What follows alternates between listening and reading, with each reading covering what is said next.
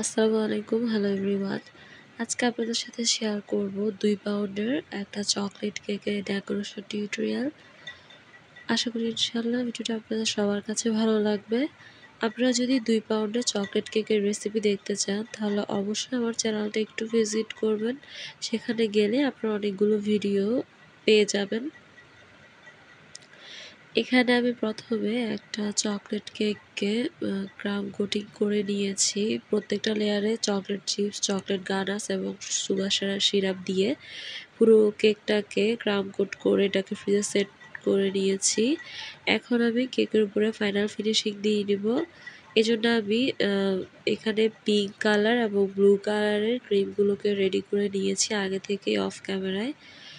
এখানে আমি রেডম্যানের pink colour এবং রেডম্যানের ব্লু কালার মিশিয়ে এই দুটো কালার রেডি করেছি। যেহেতু কেকের দুই সাইডে দুইটা কালার হবে আর যেহেতু এটা একটা বেবি শাওয়ারের কেক ছিল, সেজন্য আমি আগে থেকেই একটা ব্রেড নাইফের সাহায্যে একদম মাঝ বরাবর একটা দাগ টেনে দিয়েছি, যাতে করে ক্রিমটা লাগাতে আমার সুবিধা হয় এবং সমান অনুপাতে আমি ক্রিমটাকে দুই সাইডেই লাগাতে পারি।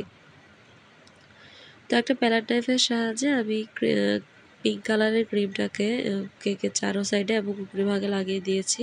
তো কেকটাকে একদম স্মুথ ফিনিশিং দেওয়ার জন্য আমি ব্রেড নাইফ ব্যবহার করেছি। ব্রেড নাইফের সাহায্যে আলতো হাতে টেনে আমি এটার ফিনিশিং দিয়ে নিয়েছি। তো একটা প্যালেট নাইফের সাহায্যে আমি এখন ব্লু কালারের ক্রিমটাকেও সেমভাবে লাগিয়ে দিচ্ছি। তো এই কাজটা করার সময় সাবধানে করবেন, যদি কোনোভাবে পিঙ্ক কালারের সাথে ব্লু কালারটা মিশে যায় তখন দেখা যাবে এগুলোকে আলাদা করতে একটু বেশি প্রবলেম হয়ে যাবে। তো সেজন্য মোটামুটিভাবে আমি আস্তে ধীরে এটাকে ফিনিশিং দিয়ে নিয়েছি, যাতে করে দুটোর আলাদা একটা কম্বিনেশন থাকে, যাতে দুটোটা মিক্স না হয়ে যায়। এজন্যই মূলত মাঝখানে ড্র লাইনটা দেয়া। তো আমি এখানে ব্লু কালারের ক্রিম লাগিয়ে নিচের সাইডটাকেও কাভার করে দিচ্ছি। আসলে এই কেক ফিনিশিং এবং কেকে ক্রাম কোটিং করার পরে ক্রিম লাগানোর যে ক্লিপগুলো, এগুলো অনেক বেশি লং হয়ে থাকে, মিনিমাম 10 থেকে 15 মিনিটের হয়ে থাকে। তো এই ভিডিওটা আসলে পুরোপুরিভাবে আপনাদের সাথে ওভাবে শেয়ার করা পসিবল না, কারণ আপনারা এত সময় নিয়ে আসলে কেউ ভিডিও দেখার এত সময়ও থাকে না। তো দেখা যায় আমি ওগুলো ফাস্ট করে দিয়েছি ভিডিও, তারপরেও দেখা যায় ভিডিওটা অনেক বেশি বড় হয়ে গিয়েছে। তো প্যালেট নাইফের সাহায্যে আমি এভাবে বারবার চেষ্টা করছিলাম যে এটাকে কিভাবে খুব দ্রুত ফিনিশিং দেয়া যায়। তো মোটামুটি একটা ফিনিশিং চলে আসলে আমি এখানে ব্রেড নাইফের সাহায্যে ব্লু সাইডেও আমি মোটামুটি একটা ফিনিশিং দিয়ে নিয়েছি। কেকের উপরে মাঝখানে যে ড্র লাইনটা আছে ওটা যাতে দেখা না যায়, তো সেই জন্য এখানে আমি একদম ছোট সাইজের একটা স্টার নজল নিয়েছি। এই নজলটার কোনো নাম্বার নেই, সেজন্য আপনাদেরকে নাম্বার বলতে পারছি না। এটা একদম ছোট সাইজের একটা স্টার নজল। এই নজলটা দিয়ে আমি মাঝখান বরাবর এভাবে হোয়াইট কালারের ক্রিম দিয়ে কাভার করে দিচ্ছি।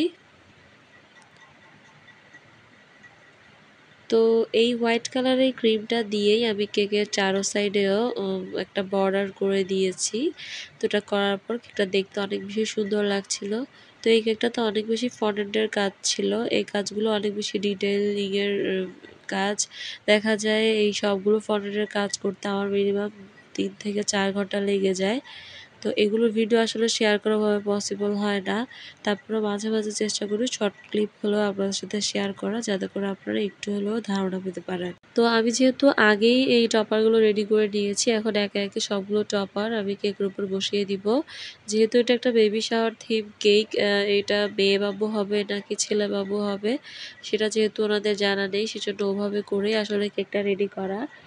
কেকটার মধ্যে একটা মেয়ে বাবু এবং একটা ছেলে বাবু রেডি করা ছিল। তো এগুলো সবগুলোই আমি আগের দিন রাতে রেডি করেছিলাম। তো পরদিন বিকেলে মেইনলি আমার কেকটাকে ডেলিভারি করার কথা ছিল।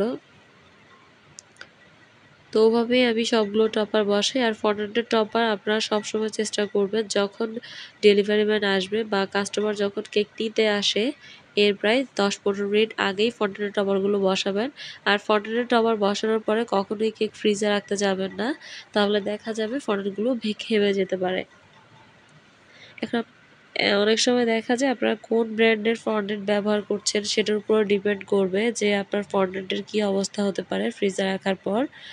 তো সব ফন্ডেন্টের আসলে কোয়ালিটি একরকম হয় না, সবসময় চেষ্টা করুন একটু ভালো ব্র্যান্ডের ফন্ডেন্ট ব্যবহার করতে। তো আমার কাছে মনে হয় রেডম্যানের ফন্ডেন্টটা খুবই ভালো। তো আপনারা চাইলে ওই ফন্ডেন্টটা ব্যবহার করতে পারেন। আর ফন্ডেন্টের মধ্যে খুব সামান্য পরিমাণে একটু সিএমসি পাউডার ব্যবহার করবেন, তাহলে দেখবেন খুব দ্রুত ফন্ডেন্টটা হার্ড হয়ে আসবে। তবে কোনো অবস্থাতেই ফন্ডেন্টে অতিরিক্ত সিএমসি পাউডার ব্যবহার করা যাবে না। তো অফ ক্যামেরায় আমি এখানে কেকের উপরে কিছু স্টার এবং বাটারফ্লাই, ব্লু এবং পিঙ্ক কালার বাটারফ্লাই রেডি করেছিলাম, এগুলো দিয়ে দিয়েছি।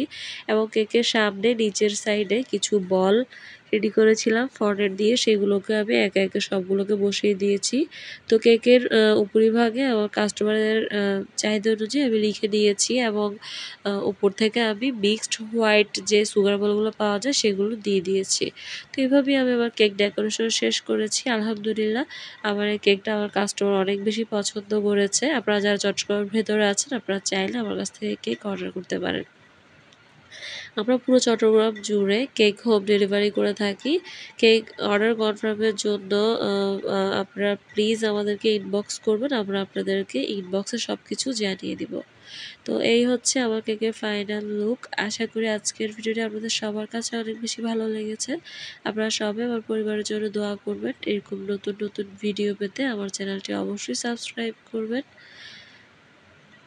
আজ এ পর্যন্তই, দেখা হবে অন্য কোনো দিন অন্য কোনো ভিডিওতে। সে পর্যন্ত ভালো থাকবেন, সুস্থ থাকবেন। আল্লাহ হাফেজ।